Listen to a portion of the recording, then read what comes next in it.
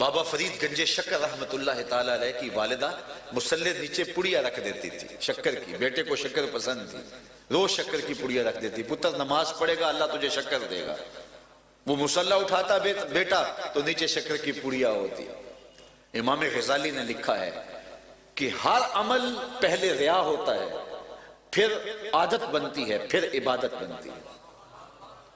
اور یہ جدید سوشیالوجی کے اندر، جدید معاشرت کے اندر اور جدید نفسیات کے اندر اس بات کو قبول کیا گیا ہے کہ ہر عمل پہلے دکھاوا ہوتا ہے، پھر اس کے بعد عادت بن جاتی ہے، پھر اس کے بعد وہ عبادت بنتی ہے۔ تو حضرت بابا فرید گنج شکر کی ماں ان کے مصلی کے نیچے شکر رکھ دیتی ہے اور وہ نماز پڑھتے ہیں، روز شکر ملتی ہے، بچہ ہے، عمر ایسی ہوتی ہے۔ ایک دن ماں کہیں گئی تھی، واپسی پہ لیٹ ہو گئی، نماز کا وقت ہوا، بچے نے مصلی بچھایا، نماز پڑھی، ادھر ماں بے چین ہے، مالک آج فرید کی ماں کی حکمت کی لاج رکھ لینا، تیرے حضور بیٹے کو بلاوے کا جو طریقہ اس نے ڈھونڈا تھا، مالک ایسا نہ ہو کہ آج مصلی اٹھائے اور شکر کی پڑیا نہ ملے تو بچے کا بھرم ٹوٹ جائے، تو اس کا میرے سے اعتبار اٹھ جائے، تیرے سے اعتبار اٹھ جائے، نماز کے ترک کا ماجرا ہو۔ اللہ اکبر، ماں خیر دھوڑی، جب واپس پہنچی تو بیٹا نماز ادا کر چکا تھا۔ ماں کچھ سننا چاہ رہی تھی، بے تابی سے پوچھتی ہے کہ پتر نماز پڑھ لی ہے؟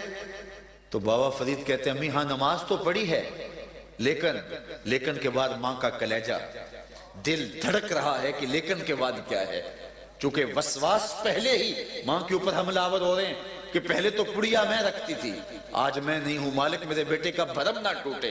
کہا امی آج نماز تو پڑھی ہے، کہا آج جو شکر ملی ہے اس کا چسکا ہی کوئی اور تھا۔ تو کہا پتر سن لے، پہلے فرید کی ماں دیتی تھی، آج فرید کے رب نے دیا۔ تو آج کی ماں کیا بیٹے کے مصلی کے نیچے چاکلیٹ نہیں رکھ سکتی؟ آج کی ماں بیٹے کو نمازی بنانے کے لیے کوئی اور تدبیر نہیں کر سکتی دور موجود کے مطابق؟ تو یہ ماں کی ذمہ داری ہے، ماں اپنے بیٹے کو گیلی مٹی کی طرح ہوتا ہے بچہ، جس سمت کے اندر ڈالنا چاہے ماں اس کو ڈال سکتی ہے۔ اور یہ جدید ریسرچ ہے کہ 8 سال تک بچے نے جو بننا ہوتا ہے بن جاتا ہے، چور بننا ہے، ڈاکو بننا ہے، بدماش بننا ہے، ولی بننا ہے، عالم بننا ہے، فقیہ بننا ہے، جو بننا ہے وہ 8 سال کی عمر تک بن جاتا ہے۔ پھر آگے اس کا پروسیس عمل کا، اس کا تربیت کا دیگر ہوتا ہے، اس کی ذہن سازی اس عمر میں ہو جاتی ہے، اور یہ ذمہ داری ماں کی ہے کہ وہ اپنی اولاد کو اس کی صلاحیتوں کے مطابق نکھار دے۔ یہ بھی میں عرض کروں کہ ماں اولاد کو ڈاکٹر بنانے کی آرزو رکھتی ہے، ایک بہت اچھی آرزو ہے۔ ماں اپنی اولاد کو انجینئر بنانے کی آرزو رکھتی ہے، بہت اچھی آرزو ہے۔ ماں اپنی اولاد کو اعلیٰ افسر دیکھنا چاہتی ہے، اچھا بزنس مین دیکھنا چاہتی ہے، بہت بڑا عالم دیکھنا چاہتی ہے، بہت آرزو ہیں۔ لیکن سب سے پہلے ماں کی یہ آرزو ہو کہ میرا بیٹا اچھا انسان بنے، اچھا مسلمان بنے، پھر اس کے بعد باقی صفات کا حامل بھی ہو اور یہ خوبیاں بھی اس کے اندر پیدا ہو جائیں۔ اس کے اخلاق پر توجہ دے، اس کے کردار پر توجہ دے، اسے جھوٹ سے نفرت دلائے، جھوٹ سے اس قدر نفرت ہو جائے کہ بچہ جھوٹ کے قریب تک نہ جائے، اور یہ ماں اپنے عمل سے، اپنے رویے سے اور اپنے قول سے اس کی تربیت کرے گی۔ آپ جانتے ہیں حضور غوث اعظم کی ماں نے حضرت غوث اعظم کے جبے میں 40 درہم سی دیے تھے، اور جب وہ ڈاکو لوٹنے لگے تو گزرتے ہوئے ایک ڈاکو نے پوچھا تیرے پاس بھی کچھ ہے؟ کہا ہاں 40 درہم میرے پاس ہیں۔ تو وہ حیرت زدہ ہو گیا، کبھی چوروں کو بھی پیسے بتائے جاتے ہیں؟ تو پھر سردار کے سامنے پیش کیا کہ اس کی تلاشی لی ہے، 40 درہم نکلے ہیں۔ تو کہا بیٹا چوروں سے تو مال چھپایا جاتا ہے، ڈاکوؤں سے تم بتا رہے ہو؟ کہا میری ماں نے کہا تھا جھوٹ نہیں بولنا، اور اس نے مجھے پوچھا تھا تیرے پاس کچھ ہے، تو میں کیسے ماں کا بھرم توڑتا؟ تو اس ڈاکو بلکہ اس پورے قافلے کی توبہ کا سبب و ذریعہ بنا کہ جب یہ ماں سے کیا گیا عہد نہیں توڑتا تو ہم رب سے کیے گئے عہد کو توڑ رہے ہیں۔ تو یہ ماں کی ذمہ داری ہوتی ہے کہ اولاد کے سینے میں،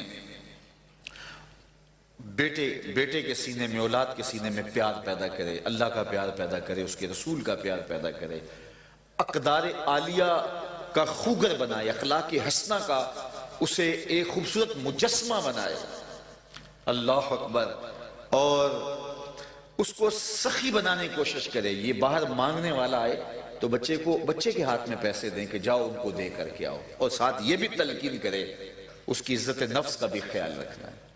بچے کو جب خرچی دے، سکول بھیجے، تو بچے کو کچھ کبھی زیادہ خرچی دے کہ راستے میں کوئی فقیر مل گیا تو بیٹا یہ اس کو بھی دینا۔ بیٹے کو یہ بتائے کہ تمہارے ساتھ کوئی بچہ غریب ہو، پڑھتا ہو اور تم محسوس کرو تو چپکے سے عزت نفس سے اس کی مدد کرنا۔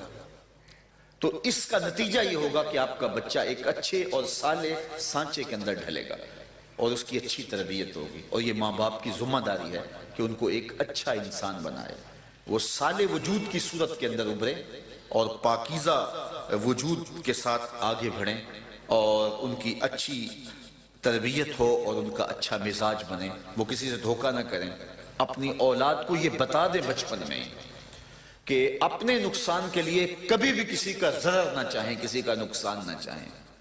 اپنا نقصان کر لیں لیکن کسی مومن کا، کسی بھی انسان کا نقصان نہ کریں۔ اپنے فائدے کے لیے کسی کو خود غرض بچے نہ ہوں، بچے ایثار کا جذبہ رکھنے والے ہوں، قربانی کا جذبہ رکھنے، اچھی قوم تبھی بنے گی۔ یہ ہماری ذمہ داریاں تھیں، اور یہ ماں نے کرنا تھا۔ ماں کے بعد باپ کا مرتبہ آتا ہے، اس کے بعد پھر معلم کی گود میں بچہ جاتا ہے، معلمہ کی گود میں بچی جاتی ہے، اس کے بعد پھر معاشرے کے ہاتھوں میں بچہ جاتا ہے۔ تو یہ جو نسل ہے، اس نسل کی تربیت میں ہماری سب سے زیادہ ذمہ داری ہے۔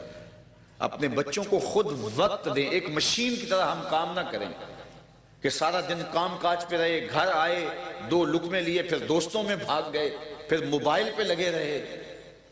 بچوں کو وقت چاہیے۔ بچوں کے سیکھنے کا وقت وہ ہوتا ہے جب ہم کہتے ہیں ابھی چھوٹے ہیں، جب بچے چھوٹے ہوتے ہیں اس وقت بچوں کے سیکھنے کا وقت ہوتا ہے، اور جب وہ 12-13 سال سے آگے تجاوز کرتے ہیں تو پھر وہ ماں باپ سے نہیں سیکھتے، پھر وہ دوستوں سے سیکھتے ہیں۔ تو ماں باپ یہ سمجھتے ہیں کہ اب یہ بچے ہیں، بڑے ہوں گے تو سب سیکھ جائیں گے۔ نہیں، بچہ اس عمر میں جب سیکھنے کی عمر ہوتی ہے اس وقت ماں باپ ان کو ٹائم نہیں دے رہے ہوتے۔ اب چھوٹے ہیں، ان کے سوالوں کو معمولی سمجھتے ہیں، ان کے سوالوں کا تسلی بخش جواب دیں، تفصیل سے جواب دیں، اچھے کاموں میں حوصلہ افزائی کریں، اور جو کام اچھے نہیں ہیں ان کے اوپر حوصلہ شکنی کریں، اور ان کے لیے تادیبی کاروائی سمجھانے سے شروع کر کے مار تک پہنچ سکتی ہے، ناراضگی تک پہنچ سکتی ہے، لیکن بچے کے نفسیات کو ضرور پڑھیں۔ بعض بچے مار سے چڑھتے ہیں، اور ان کو تھوڑا سا سمجھا لیا جائے، وقت دے لیا جائے تو اس سے فائدہ ہوتا ہے، اور طریقہ کار بھی یہی ہے کہ سمجھانے سے جو ہے وہ آسانی پیدا ہوتی ہے، اور سمجھانے سے بچے سمجھتے ہیں، ان کو باقاعدہ وقت دیا جائے، بار بار اس چیز کی، جس چیز سے آپ روکتے ہیں اس کے نقصان گنوائیں، اور اس کے متبادل جو آپ دے رہے ہیں اس کا فائدہ اسے بتائیں، اور بچہ بچپن میں بالکل سیکھتا ہے۔ اس کے بعد جب وہ جوانی میں چلا جاتا ہے تو پھر وہ اپنے دوستوں سے سیکھتا ہے، پھر ماں باپ کو شکایت ہوتی ہے ہمارے پاس بیٹھنا بھی گوارا نہیں کرتا، لیکن جب وہ تمہارے پاس بیٹھنے والا تھا اس وقت تم نے نہیں بٹھایا، اس وقت تم نے گوارا نہیں کیا، بچہ سمجھ کے ترک کر دیا، آج اس کی باری ہے، کل تمہاری باری تھی۔ تو اپنی اولاد کو سمجھاؤ، وقت دو، اور ان کے